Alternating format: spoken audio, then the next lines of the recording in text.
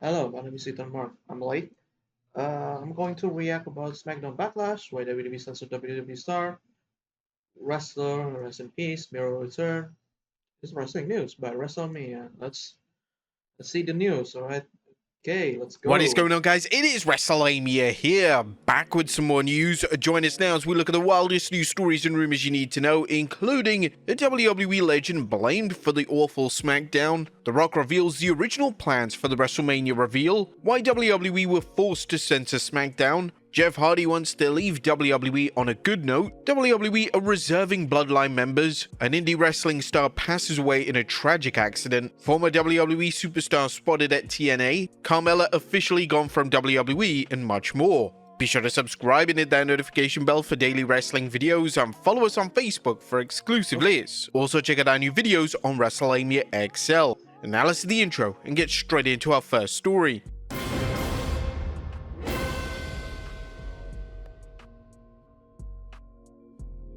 That first story looks at a WWE legend blamed for the awful smash. Okay, before we getting to the story about WWE Legend play for SmackDown, I didn't watch it, but I understand why people hate it.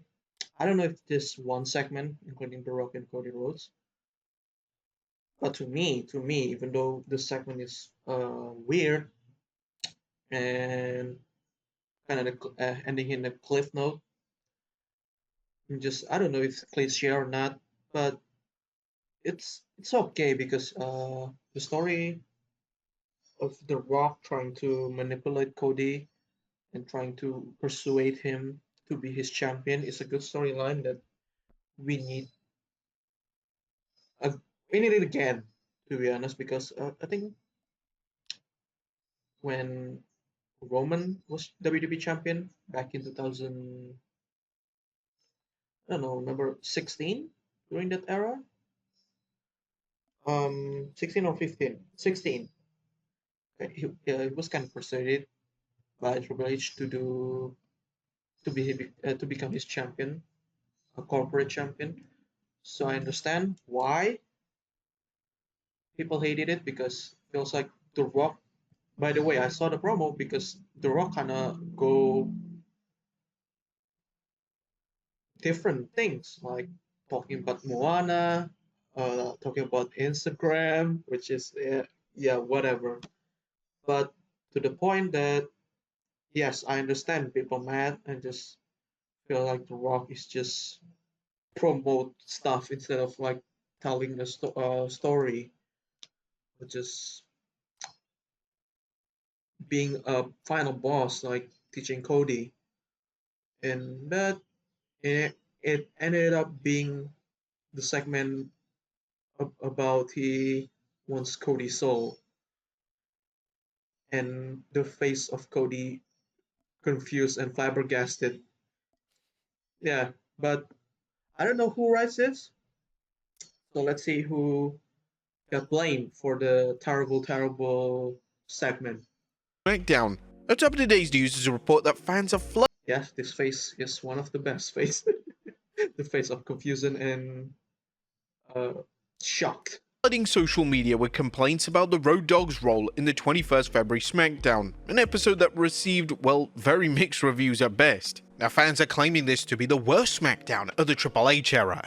Yeah, but and not just in the recent months. Like yeah, in the it's correct about in Triple H era should be like free flowing, but this is like the more corporate talk, especially The Rock doing promotion to like kind of shouting out Moana. Yeah, it's kind of bad. It's like the most just one of the worst Rock's performance in recent WWE in the recent era too, especially in the 2020 era of WWE. And they weren't holding back on Twitter as well. As one user wrote, SmackDown literally feels like government mandate filler Yeah, episodes this for is bad. WWE up until actual episodes of Raw come up. Is it that bad? Yeah, especially with Raw kind of doing better, doing all right, not better, but the episode of Raw is just better. SmackDown, and then the women's side is kind of terrible too, if I'm being honest, especially the tag division. As we noted in our analysis of The Rock's extended segment with Cody Rhodes, the segment dragged at times and should have aired at the end of Yeah, SmackDown, it should as be its the end of position in the early SmackDown. third hour sapped the show's remaining momentum. Again, Yeah. how do you follow such an insane promo with a DIY match? A Ooh. Ringside News explained why fans are blaming Road Dogg for the show and the segment. Earlier this week, reports confirmed that Road Dogg had been named co-head writer of SmackDown, marking his return to the brand's creative team for the first time since his previous run from 2016 to 2019. However, if fans had hoped for a fresh start, they were sorely disappointed. Now, blaming someone for making that bad segment, or just how the pacing, just how the pacing of the show works, on someone who have returned, just return to the brand. Well, I that disrespectful to, especially to Rod Dog. He just returned. I don't know what to do. I don't know what I'm doing. I think you should blame this on someone who read it, and you can blame The Rock on how it should be just The Rock. If I'm being honest, The Rock should know that, hey, maybe we could, if we want to do a segment, let's put it on the last spot, and the time slot. I mean, not the last time spot, because perfectly way 20, because with bloodline match happening, and then you can have The Rock on the last time slot. It would should be okay if that happened. But third, in the beginning of third hour, and then you, after that weird segment, you go with DIY. That's bad, really bad. Oh yeah, I forgot about The Rock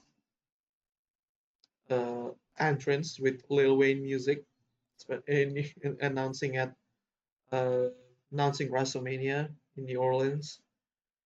Yeah, yeah, it's pretty weird segment, but to me overall, the message the Rocks sent to Cody, it's just, I think, even though it's weird, but I think it's good way to start this storyline with Cody and The Rock, the champion and the boss. Just, to me, it's good. To me, in my honest opinion. The Rock segment saw the final boss repeatedly praise Cody Rhodes before offering to help him fulfill all his dreams and reach levels even higher than The Rock has. Now, the only problem was that The Rock said he wanted Cody's soul in exchange, as some Yeah, fans were confused by the segment and there were complaints it went on too long, criticizing The Rock for one of his weakest promos ever. yeah, that's However, the weakest critics one. need to remember that this is Road Dogg's first week back, and it's unknown how much he even contributed to the show, but it seems that fans are aiming the blame in the wrong That direction, so as fans stupid. looking to play the blame game might be interested to learn who actually wrote Friday's interaction between The Rock and Cody Rhodes. Fightful Select is reporting that Christian Scoville, who the Yeah, you site can notes blame this often writes guy Cody's segments, if you was want listed to. as the segment's writer. Now, does this absolve the Road Dogg of any blame, or even Triple H? Triple H, Triple H, you should deserve the blame, because, like, yeah, you either co-write this promo, or this segment. You should just talk to everybody. This is a good thing or not. But if the Rock add in something, then you could, if, I don't want to put all the blame to the Rock, but the Rock did the segment, and then trying to put some more on a reference, and then his Instagram followers, and then, yeah, I don't know. But to me, the blames in this, the too heavy guy who was important. The writer just following the to me, they are following the direction. So you cannot put all the blame to Road Dogg, or just return, and then he follow Triple H or The Rock's plan, which is the story. So yeah, H, at least in the eyes of some fans, or should he be held responsible for everything that goes to air? Next up, The Rock reveals the WWE's original plans for WrestleMania's reveal. WWE fans know that WrestleMania 42 will take place in New Orleans, Louisiana, thanks to The Rock announcing it on this week's Smackdown. However, that wasn't the WWE's original plans for the announcement, as during the post-show press conference on Friday, the final boss revealed that we were going to be part of the Super Bowl and make the announcement at the Super Bowl. We had a couple of hiccups that we couldn't make that happen. Yeah, that sucks. Really sucks. Because with Super Bowl, they could just advertise WrestleMania. It would be cool to see what they uh, put in on the ad. But it is what it is. Next year. It's always next year to me, if I'm being honest. And you may recall rumblings before this year's Super Bowl that WWE was going to use the blockbuster sporting event to announce its version of the Super Bowl. Would they have been better announcing it on the grand stage? I'm sure WWE are kicking themselves, as this year's Super Bowl averaged a record audience of 127.7 million viewers. That could have been a lot of eyes on the WWE product. Next up, why WWE was forced to censor Smackdown. Now, I saw it on Twitter, on X. Yeah, it's pretty terrible. But it sucks that that happened to. I'm going to let WrestleMania speak. Who got censored? A WWE Women's Champion Tiffany Stratton has been on fire lately, proving she has what it takes to be at the top of the WWE's women's division. However, on SmackDown, she was involved in two embarrassing moments. The first is when both Nia Jax and Candice LeRae failed to catch a dive from the top rope to the outside, which thankfully didn't end horribly, but the second led to WWE having... Yep, this one. Oh, I saw it on X. Oh, wow. I think it's just not this. Not one. I think two. Two slip happened. Oh boy. It's pretty bad.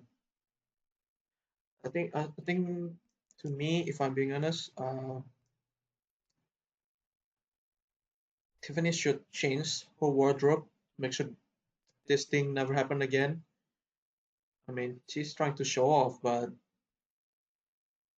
to be honest, should make gear like Candice, if I'm being honest, even though it's not like her, but to prevent this. I mean, I don't know. I think it's already happened a couple of times.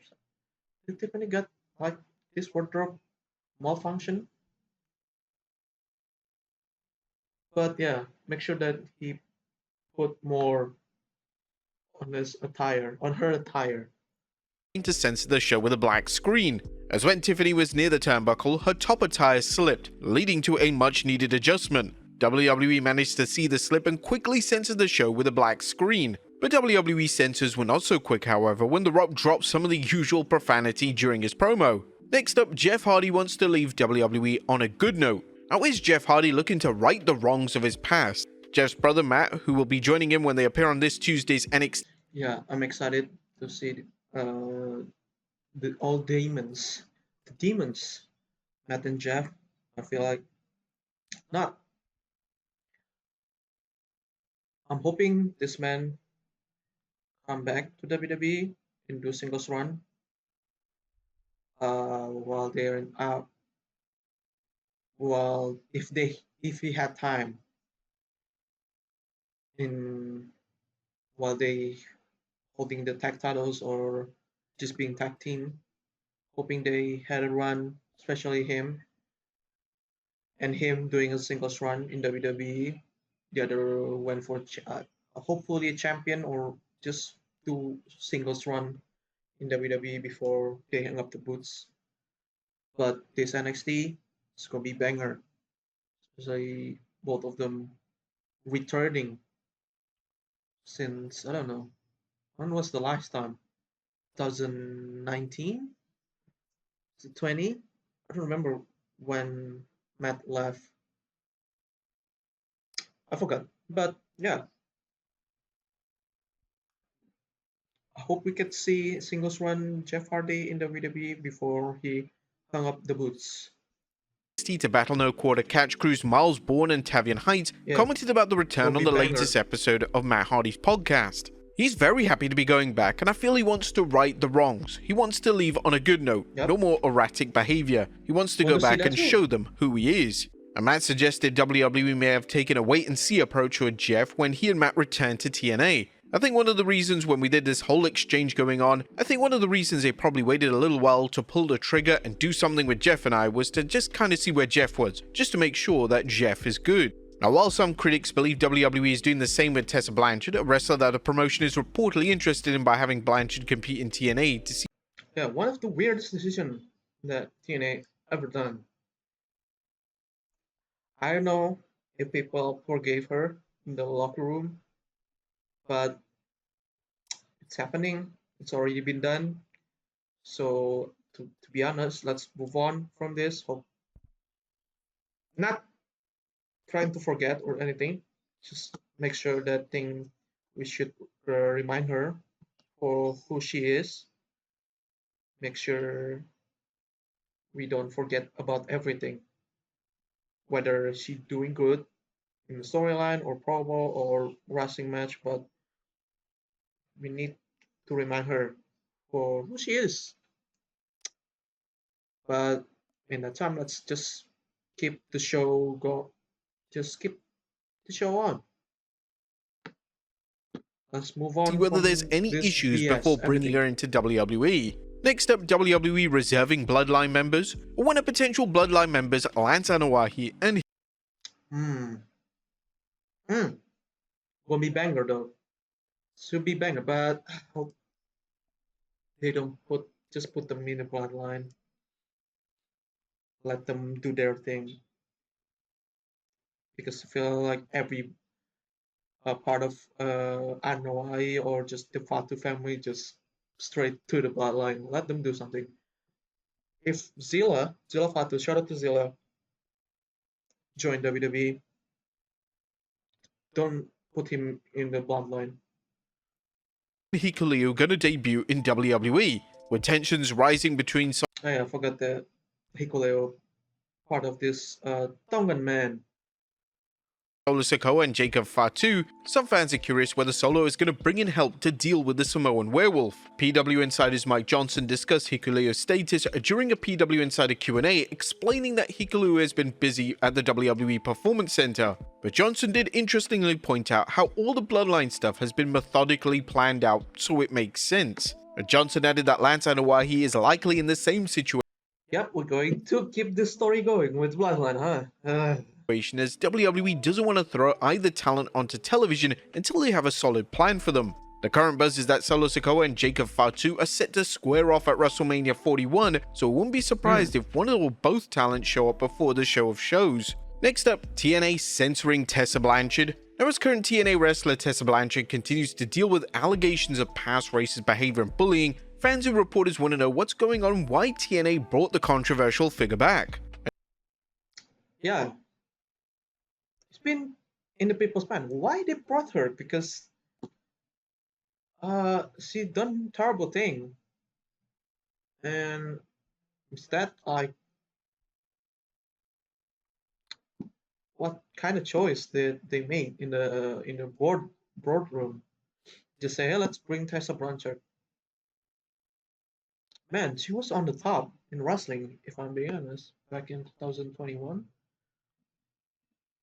21, 19, 18, when she won the Impact World Champion, people were really happy. And then she just threw that shit away.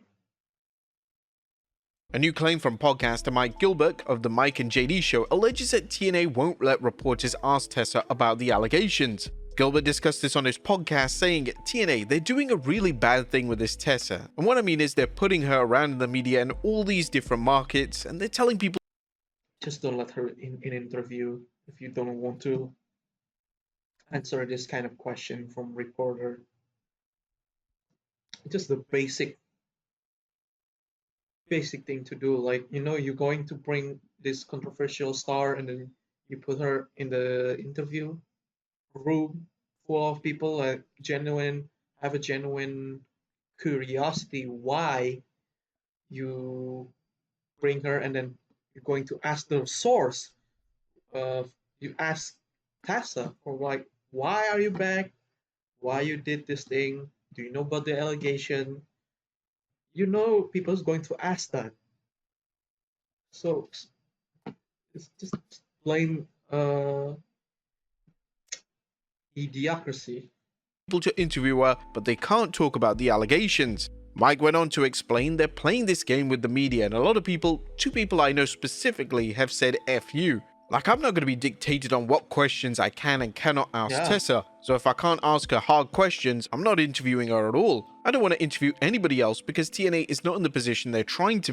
Yes, especially you invite people to interview wrestlers, whether it's on an event or just, especially in a pay-per-view, you ask reporter to come, they're going to ask question.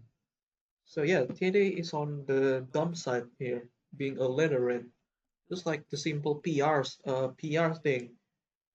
If you bring someone who is controversial, don't let her, don't put her in the spotlight.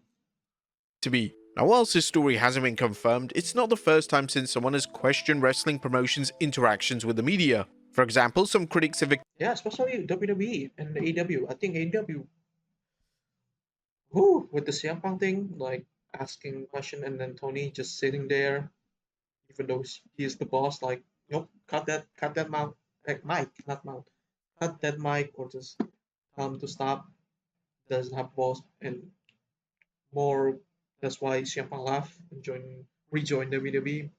But WWE did the same too, hiring, inviting reporters, and then the reporters cannot ask Triple H or uh, ask Triple H some hard question, and then Triple H kind of dodged the question, and then a couple PLEs later, people asking like softball questions. It's just yeah, doing kind of interview like this or just post what is it, post interview or some shit like that. Yeah, not working, guys, not working. If you want to give reporter, just let a reporter come to your stuff, let them ask you a bunch of stuff, like honest question. If they feel like their curiosity, like they ask some hard question, you need to answer them. If you don't have answers, just signal comment, whether it's bad or not. But I don't know how to, especially you have PR people, because Triple H most of the time give like corporate answer. But I don't know if I'm in Triple H. I don't know how to answer either. But yeah, if you don't want to ask this question or just give this question an answer, just don't invite reporters again and don't do post interview like this. Just scrap it.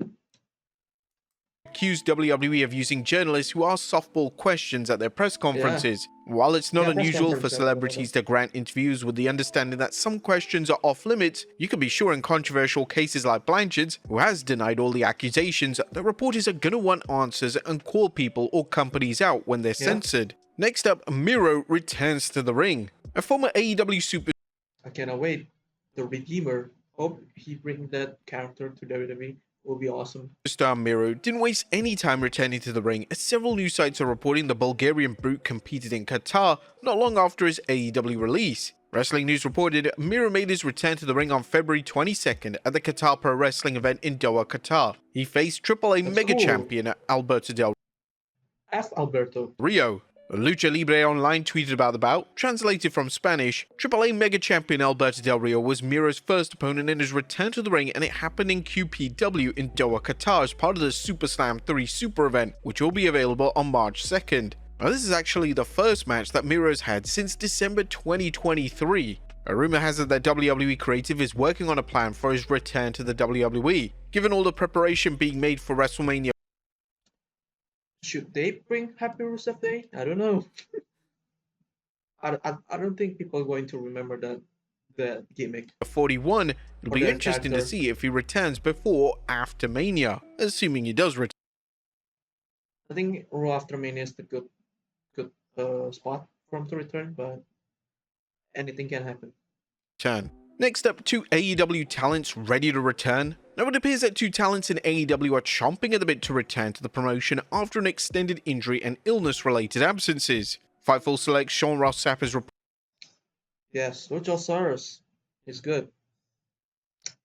I don't remember what happened with him, especially with the Patriarch storyline, but hoping he get singles title run soon.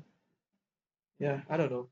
Reporting Luchasaurus, who's been recovering from double pneumonia, and Sky Blue, who's been on the mend since a broken ankle, Yeah. are medically.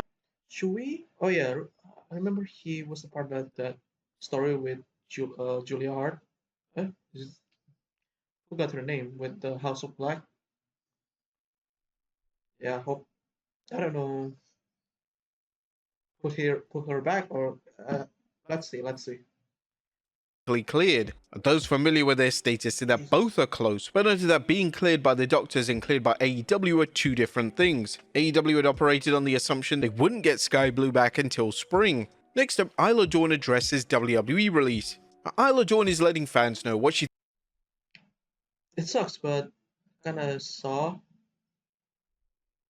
the video next just a little bit. Yeah, hoping the best for her, man. Thinks of a recent release from WWE. Dawn, who held a WWE Women's Tag Team Championship with Alba Fire, released a video. One of the sad facts of life is that you won't hear all the good things that people have to say about you until you're gone. Everyone bottles up their emotions only to pour them over your lifeless frame when it is just a little too late. Oh my God, I'm going to miss her. Oh my God, she was a champion. She was a star. She did not deserve this. Fire also held the NXT Women's Tag Team. Yeah, the tag team champion is the women's tag team is just a cup holder at this point. We currently just doing nothing with the title, especially with the one holding it is Naomi and Bianca. Nothing happened. I think that's why people, especially on X, saw a couple of days ago, wanting Triple H to do something about that, and then nothing. Team Championship and is the longest reigning NXT UK Women's Champion in the now defunct promotion added. Did I deserve this? No, but I didn't need it.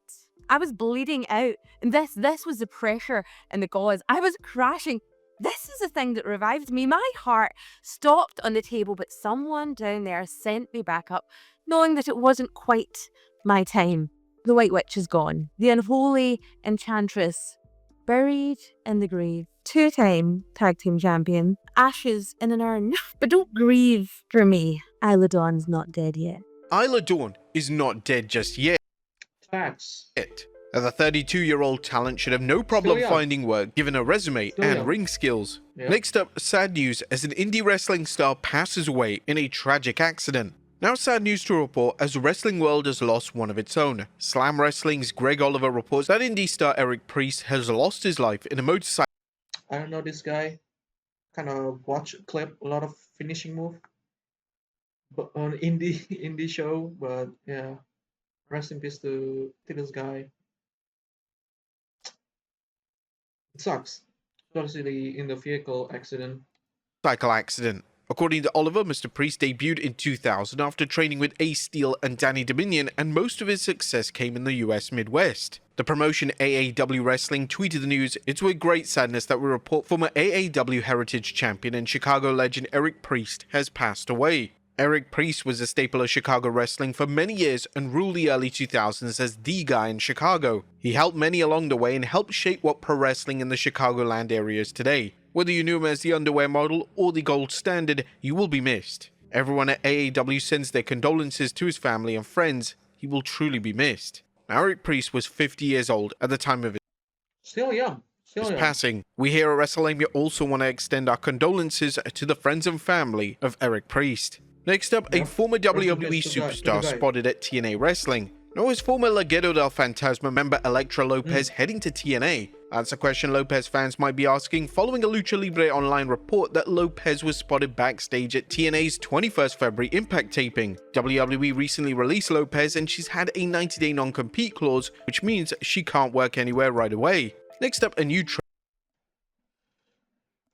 The thing is with this WWE contract, if you're working with like TNA, just let them wrestle. If I'm being honest, like you're working together, why not just put her in uh, in there instead of firing her? Just doesn't make any sense. But especially the Legado de Fantasma needs not just a man; they need a woman's role too, a woman's manager, or just woman there. But she could do something in that division, especially with the faction. Could do with her in the championship, mid card champion. But WWE didn't care, especially the what the United States champion and the Intercontinental. It didn't even do something. Didn't do anything at all. trademark for a WWE star, or is current NXT superstar Soul Rocker about to get a new name? Wrestle 2 PC is reporting WWE has filed to Calix, that's a cool name, but I love Soruka. But I understand if she will not use her real name, just change the C with K. Calix is cool too. But, either way, I'm happy if they keep Soruka. I'm happy if they change it to Calix. Calix kind of fit her too. trademark Calix, which could be the new ring name for Sol Rucker, whose real Yeah. name is Calix Harmony Hampton, and could this be a new identity? Yeah. What do you guys Yeah, think of the go. name? I'm And fine with finally, Carmella officially gone from WWE. This surprising to me, especially, but either she done with wrestling or being just pursuing a motherhood, which is fine. That's if that's her wish. But yeah, especially the husband, which is her husband currently doing in NXT. It sucks to see her gone, but hopefully we could see her soon, whether in WWE or not. But it is what it is, man. But hopefully she is doing great. Last but not least, it appears WWE Superstars' days with Carmella are officially over. A recent report indicated WWE did not renew Mella's contract and that she was now a free agent. This and the former SmackDown Women's Champion removing all mentions of WWE from social media added weight to the story, but now a new move by WWE should eliminate all doubt, as Carmella has now been officially moved to the WWE alumni section. But there you have it, folks. Which is I don't know what to say about it. But shout out to Carmella though. She's decent, especially with the who's it that no chin guy. It's entertaining, but yeah, Carmella. Yeah, that's it. I don't know. I don't have many thoughts about Carmella, especially, but hoping her the best. Let's see what else she do. That's it for the news. My name is EATENMARK. Thank you for watching. Please like and subscribe and share. Thank you. Goodbye.